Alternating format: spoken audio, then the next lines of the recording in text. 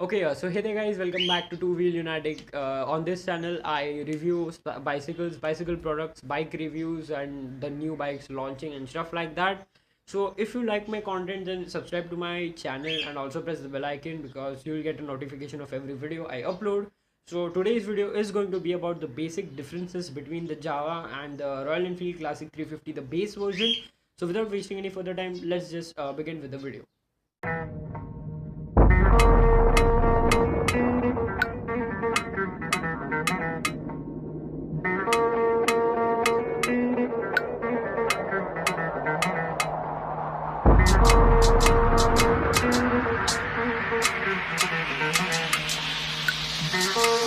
So guys, these are some of the notable basic differences between the Jawa and the Classic 350 motorcycles. Here's the Jawa and here's the Classic 350.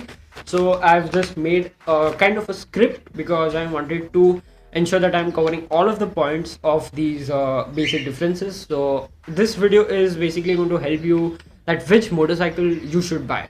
The Royal Enfield Classic 350, the base version, or then the Jawa motorcycle, because its name is just Jawa, so it's a Jawa motorcycle, not the Jawa 42, the Jawa. So yeah. So the first thing that we talk about is the pricing. Now the Java is priced at 1.64 lakhs and the Royal Enfield is priced at 1.16 lakhs, and the EMI of the Java is around 3,525 rupees, roughly 3,600 rupees, and of the Classic 350 is around 2,500 rupees. So this is the basic EMI and the pricing difference between the motorcycles. The next point that we'll be talking about is the engine. Now engine on the Java is a liquid cooled and single cylinder engine, whereas on the Royal Enfield it is a 4-stroke engine and twin spark. That's really good if Royal Enfield is providing a 4-stroke engine at 350cc. And now the displacement of both of the engines of the Java is around 293cc, and the Royal Enfield Classic 350 is around 346cc. So basically at a lower pricing, Royal Enfield is providing a really very nice bike, not a nice bike, but it's the engine displacement is really very good, and 4-stroke twin spark engine, whereas Java is at a higher price and it is just providing a 293cc engine.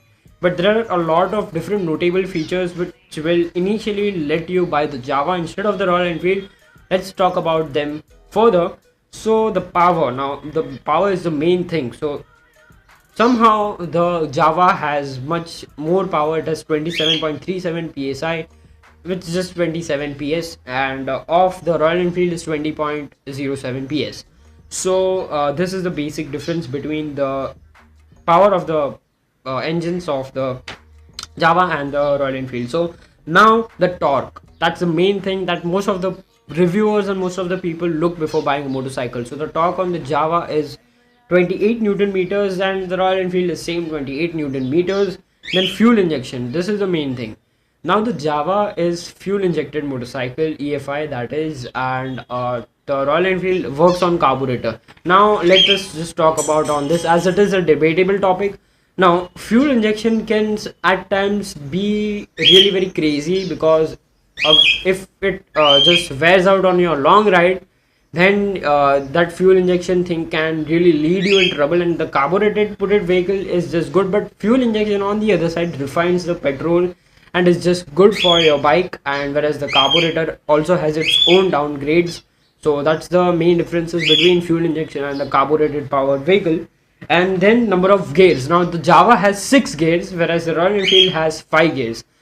So that's the notable difference, because the top speed also might vary on both of the motorcycles. Now I have the top speed noted down here, but I won't be sharing it with you because the main reason is that guys no one has yet tried those top speed things, and these websites just, these sources just put on any fake information about sources and stuff.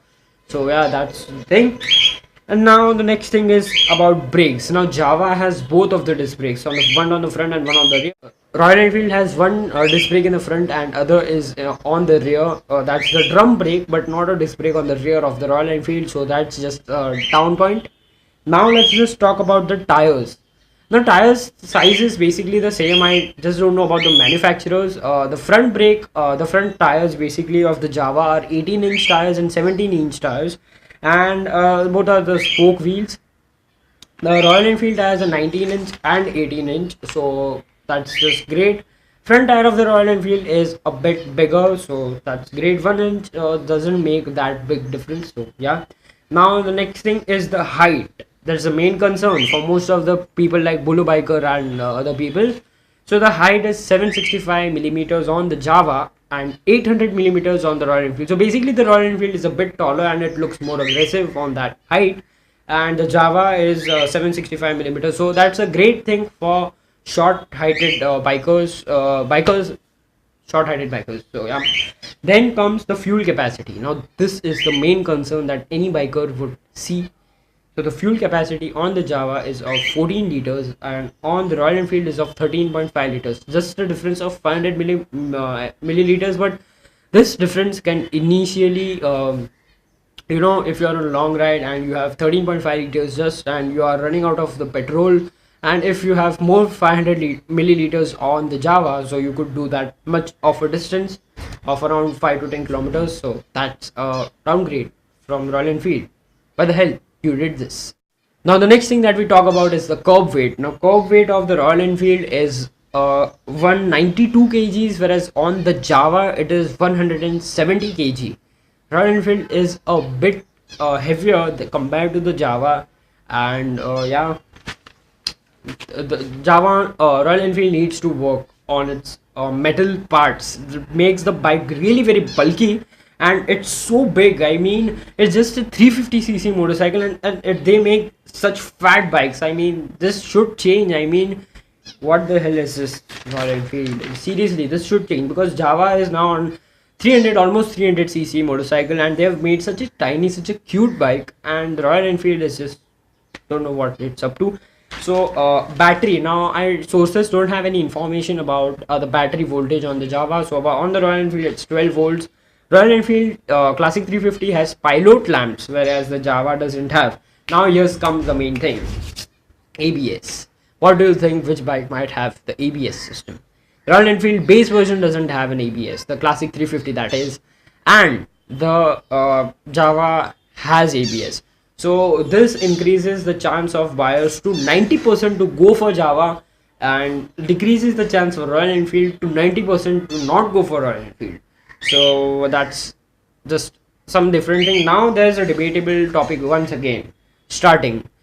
Java starts just on the self start, and it doesn't have a kickstart. The Royal Enfield has a kickstart as well as a self start. So if you get stranded somewhere and you don't have a kickstart system on your bike, so that could be a bit of a change and it would land you in trouble.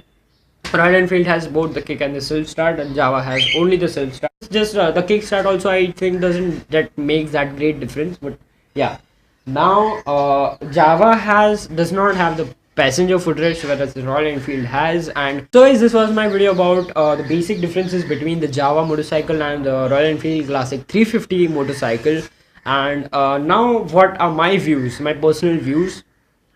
I'll be telling you my personal views. See, if I was 18 plus, or if I was capable of getting around 2 to 3 lakh rupees, I would just blindly go for the Java. But then there's a reason. Now Java has just come to India and it doesn't have that great service network coverage as compared to Royal Enfield. Royal Enfield has just a minute Royal Enfield service stations you can get. Java doesn't have that great network, but I'm pretty sure that around in 6 to 7 months Java will have a good service build up, a good service network that is.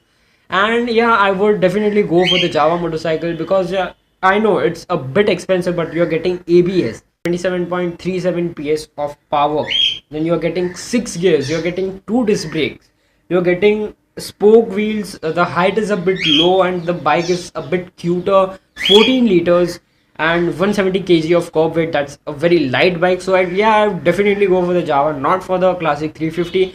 No, Classic 350 is a bit if it was 2 lakhs, I'd just blindly go for the Java, because that's just my own personal opinion. I wanted Java motorcycles to come back to India, and they are finally now here. So yeah, I just don't know my dad's plans. If he things to own a Java, and the next year then we will be having crazy videos on our channel.